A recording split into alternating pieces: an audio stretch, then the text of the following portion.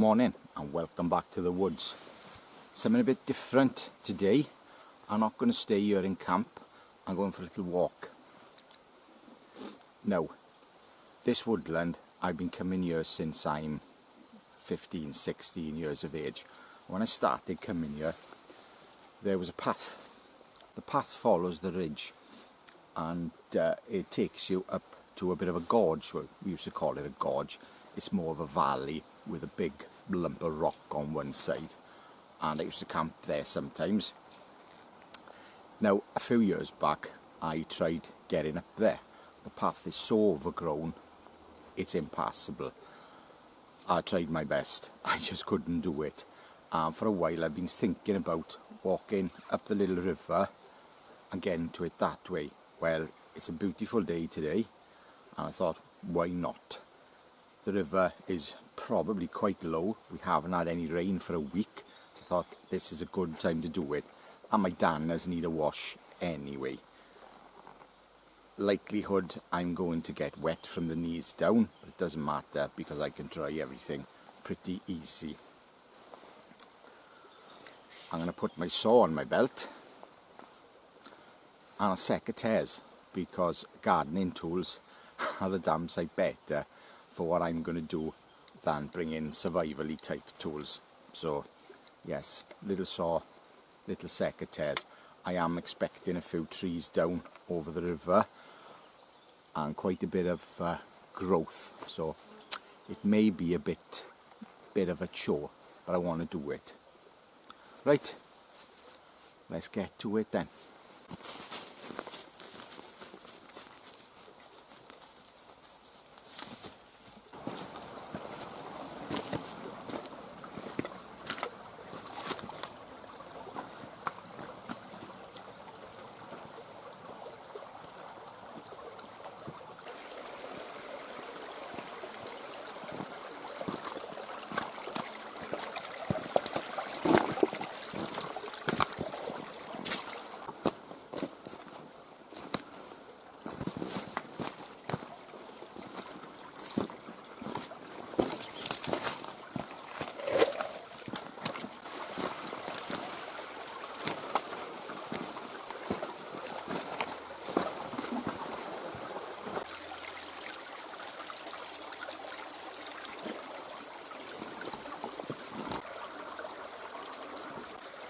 Well, I'm not climbing under or over that. I'm going to have to go up on the bank.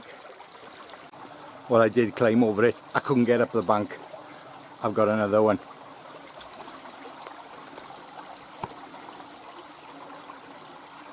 I'll tell you what, this isn't easy with a tripod and a camera.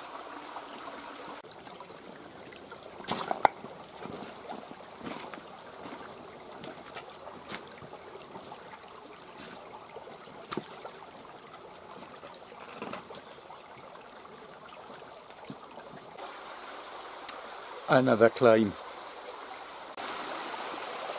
Well, that wasn't fun, and I'll tell you one thing, I brought the wrong backpack for the job. This thing is so big and square, it's catching on everything.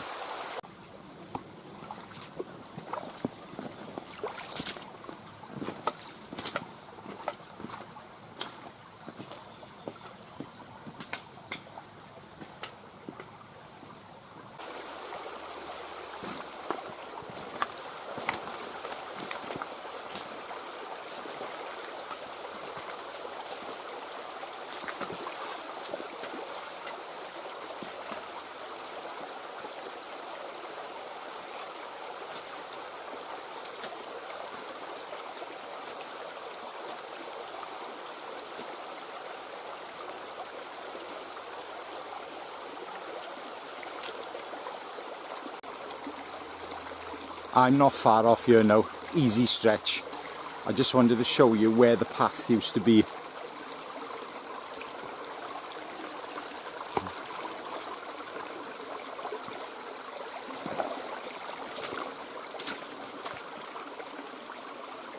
Yes, very overgrown. Feels like I'm in the jungle, it's so bloody warm today. My glasses are steaming up.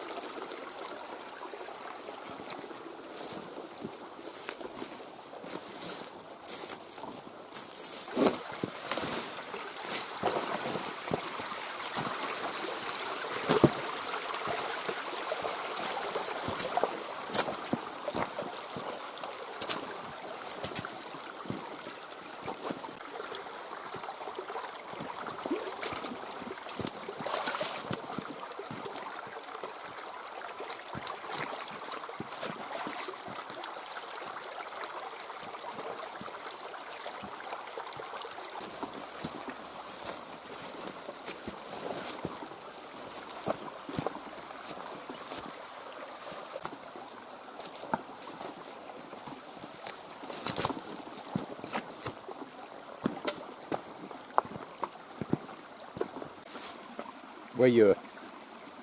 Somebody's put a fence up there, so this shows how long it's been since I've been here. That fence looks a good few years old, and I don't remember it. There's a spot over there where as a kid I slept for almost a week.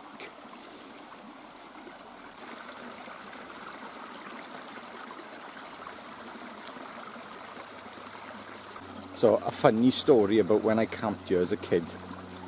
I think it was 5 days, a friend of mine and myself camped here, and it was a lot flatter back then, and there was a tree coming over, so it was a good shelter spot.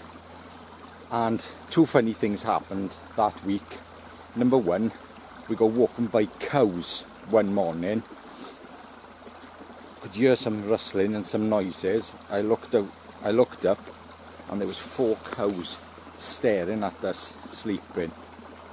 That was quite funny. Bit scary though when you're like 16 and you're camping in the woods and you hear a ridiculously loud clanking through the river, but it was cows, so that was okay. The second thing that happened here was the fact that I just had my MOD survival knife and I lost it, and I lent my pal my really crappy old survival knife, one of the catapult on the sheath, and it wasn't in that sheath though, it was in a different leather sheath, the sheath that came from the one with the bulbous compass on the top. It lived in that. So I basically used that and a copy of the Buck folder, cheap and nasty thing, £10 job, for the full 5 days we camped here. When I was packing up, I took my ground sheet tarp up, my MOD knife was in there. I'd slept on it for 5 days. What a clown. There we are.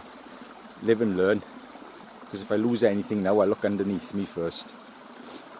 Another thing that happened here, I camped here on my own one night, and a nice fire going. It was, I think, late autumn, so it had gone dark about 8 o'clock. And I could hear this screaming noise. Bear in mind now I'm 16. Horrendous screaming noise.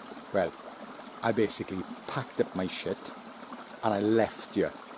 And I walked home, and I think I got home about 10 o'clock in the night or something, talking to some friends in school or college, wherever I was at the time, and they said it was probably a fox. I've heard it loads of times since, and yeah, it's just a screamy old fox, but it scared the shit out of me at the time. Again, you live and you learn. Right, I'm going to get this pack off now, look for some wood, get a fire going and have some tea. I've been around the area, found some twigs, plenty of twigs, a tiny bit of honeysuckle bark, and I mean tiny, it'll probably take a spark, and a nice dead standing piece of hazel to make shavings. I'm going to use this thing today. Yeah, I know I'm not a fan, but today it suits. Got a nice big flat piece of rock from the riverbed, put it on.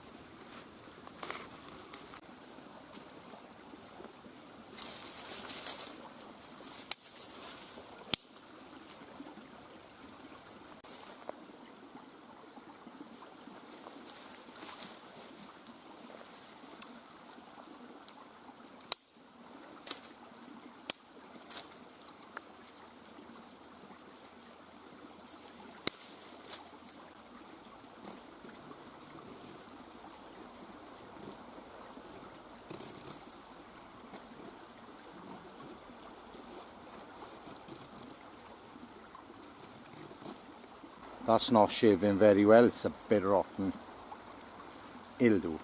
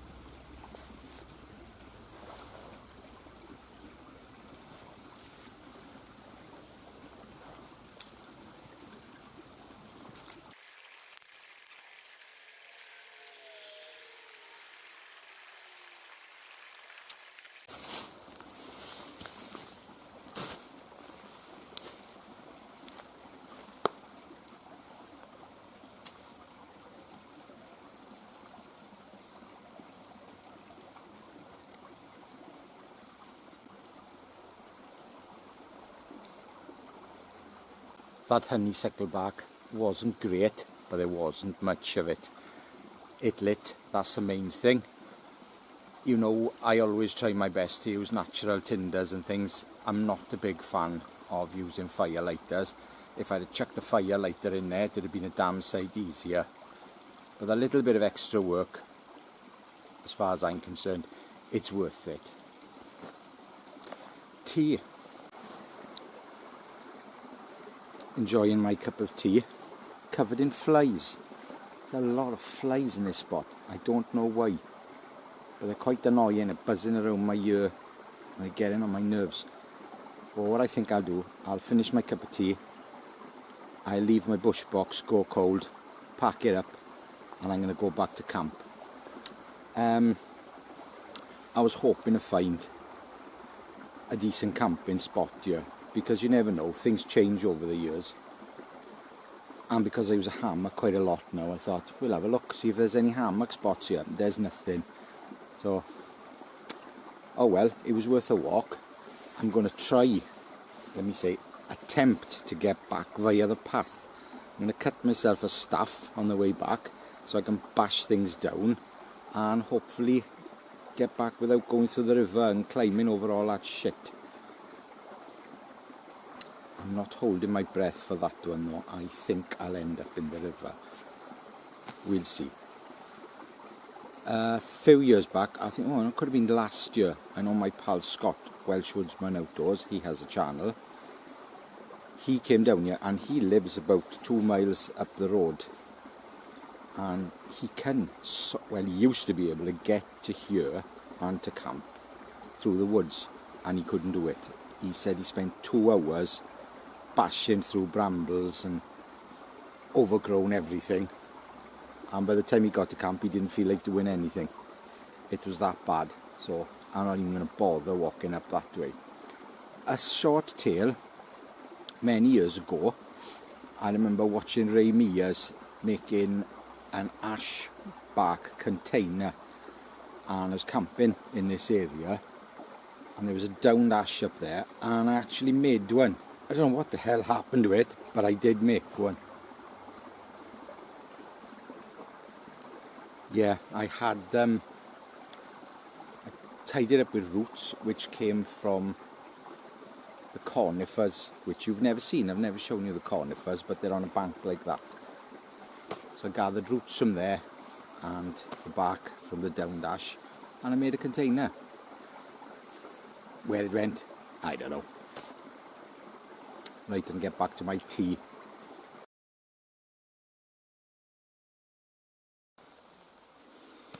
That truly was a miserable experience.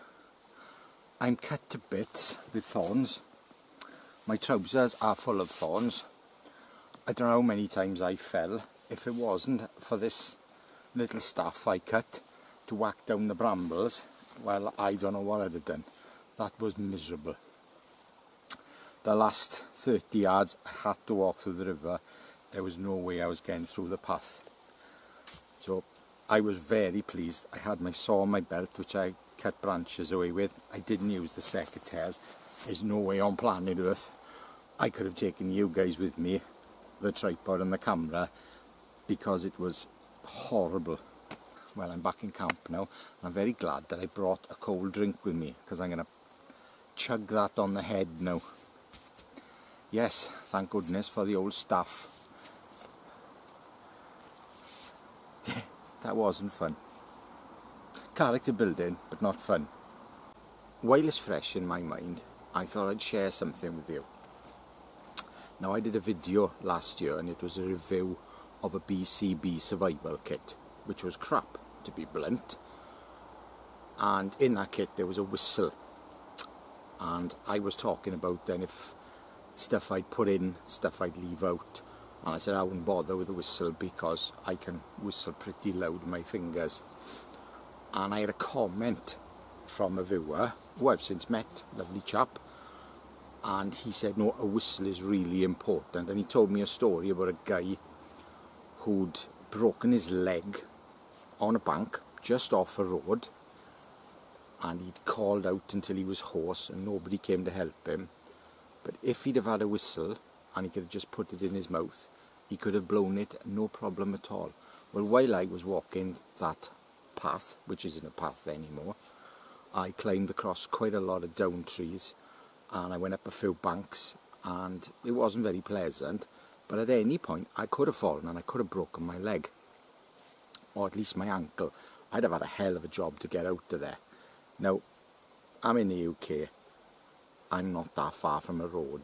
There's a road going up there, so I was probably only 75 100 yards from a road. Now, my wife knows where I am. My car is parked not very far from here. If I didn't get home in time, she'd probably phone Scott and say Rob's missing, and I would be found, because if my car was there, he'd know I'm here and I would get found. But if I hadn't have said where I was going somewhere different, and that happened, that whistle would have played a massive part in my rescue. Now, I'm not being over the top or anything, but you can be plunged into a survival situation anytime. And I could have done myself a mischief there. I really could have. Luckily, I didn't. But just food for thought about a little whistle around your neck if you're going somewhere where there is that chance of breaking an ankle, breaking a leg. Obviously, if you're concussed, you can't blow bugger all. But just thought I'd leave that with you. A cautionary tale. Well, I think I'll have a cup of tea. I've got plenty of time, so I'm going to light another fire. I guess what I brought with me today, I brought the cell vans with me. I've tried to sell this thing. I can't sell it. Nobody wants it. Whether that's because a lot of people have watched my video in the UK, could be, or perhaps people don't want a second-hand knife.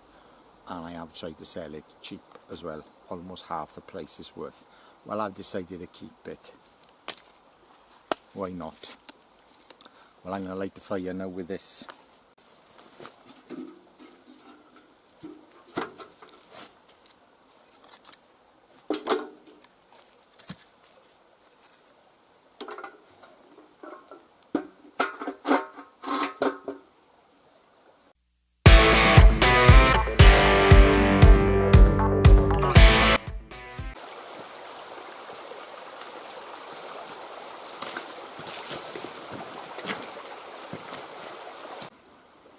Fucking hell. I can't remember what it's called now.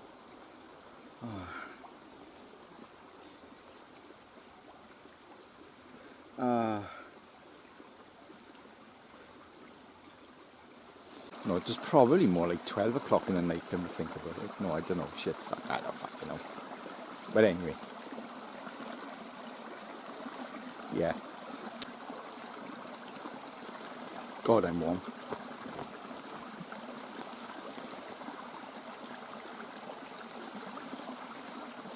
I can't remember what the other thing that happened here. There was something.